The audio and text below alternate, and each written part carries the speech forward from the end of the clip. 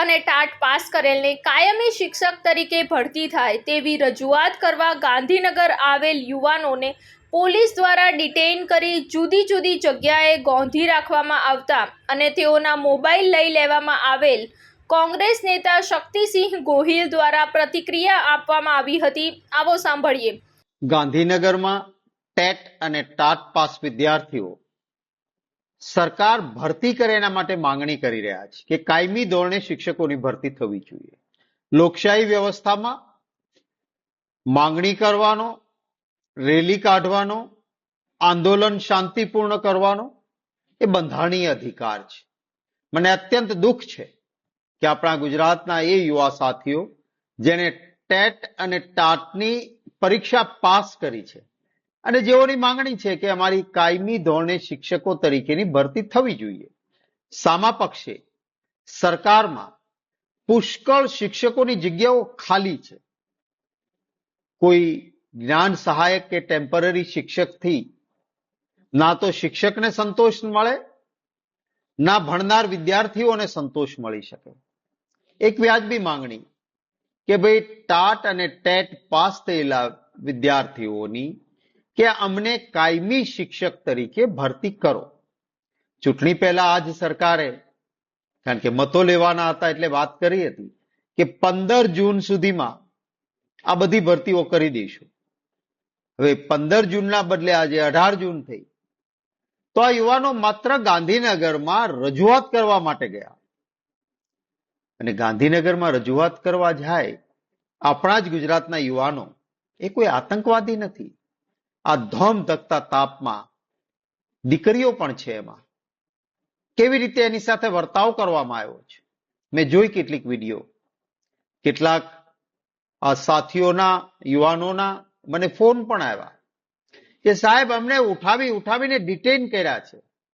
અમે કોઈ આતંકવાદી નથી, અમે શિક્ષકો છીએ. અમારા ફોન આંચકી લેવામાં આવ્યા છે અને બેરહેમીથી અમારી સાથે વ્યવહાર કરવામાં આવી રહ્યો છે. હું વિનંતી કરીશ ગુજરાત રાજ્યના માનનીય મુખ્યમંત્રીશ્રીને કે આ પ્રકારે જો આપની સરકારમાં ચાલતું હોય તો આ વ્યાજબી નથી.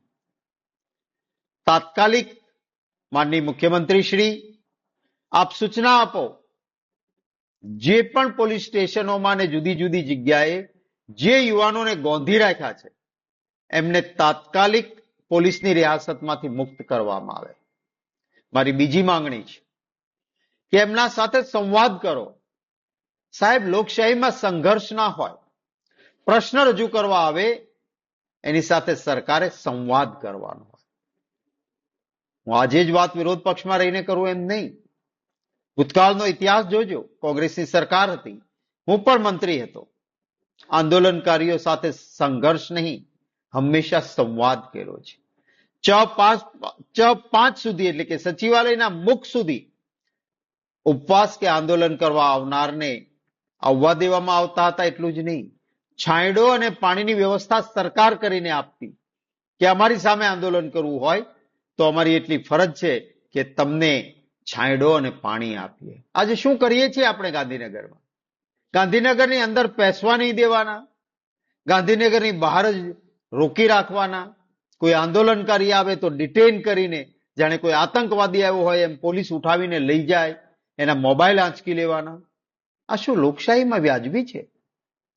વિનંતી કરીશ સરકારને કે આપ જરૂર આ અંગે સકારાત્મક વિચારણા કરો અને ટેટ અને ટાટ પાસ થયેલા જે વિદ્યાર્થીઓ છે જેમની વાજબી માંગણી છે કે ભાઈ શિક્ષકોની પુષ્કળ જગ્યાઓ ખાલી છે, ગુજરાતમાં શિક્ષણનું સ્તર બગડી રહ્યું છે, માટે તમે આ જગ્યાઓ પર ટેટ અને ટાટ પાસ થયેલા વિદ્યાર્થીઓની કાયમી શિક્ષક તરીકે ભરતી કરો. 11 માસના કોન્ટ્રાક્ટ શાના માટે આપણે આપીએ છીએ જ્યારે પુષ્કળ જગ્યાઓ ખાલી છે? આપણને ખબર છે સરકારને મહેકમની મંજૂર થયેલી કાયમી જગ્યા છે, તેના ઉપર કોન્ટ્રાક્ટ 11 મહિનાનો શા માટે? તાત્કાલિક કાયમી શિક્ષકો ભરવાનો નિર્ણય કરે સરકાર, એવો હું અનુરોધ કરું છું. રિપોર્ટ સંજીવ રાજપૂત સાથે અમી ભટ્ટ, TV9 ગુજરાત, અમદાવાદ.